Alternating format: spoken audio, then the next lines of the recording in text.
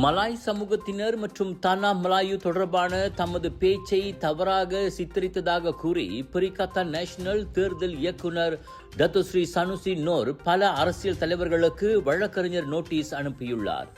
DAP துணைத் தலைவர் ngா coming, முன்னாள் ஸ்கூடாய் சட்டமன்ற உறுப்பினர் மரினா இப்ராஹிம் மற்றும் சலீம் அப்துல் ரஹ்மான் ஆகிய மூவருக்கு இந்த நோட்டீஸ் அனுப்பப்பட்டுள்ளதை கிடா மந்திரி பசாருமான சனுசி உறுதிப்படுத்தினார். அண்மைய நெக்ரி செம்பிலான் தேர்தல் பிரச்சாரத்தின் போது மலேசியாவில் உள்ள பிற இனத்தவர்களுக்கு பூர்வீக தாயகம் உள்ளது, ஆனால் மலாய்க்காரர்களுக்கு மலேசியா மட்டுமே உள்ளது என அவர் பேசியிருந்தார்.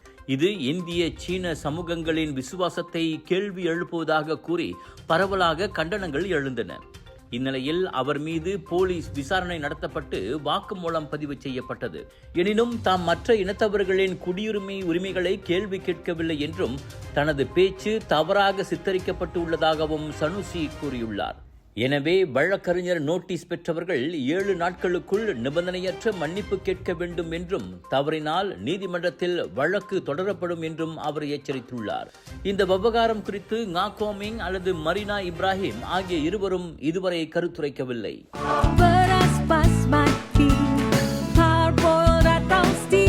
நீளமானது, தரமானது, சுவையானது, ஆரோக்கியமான அரிசிக்கு உன்னதமான தேர்வு.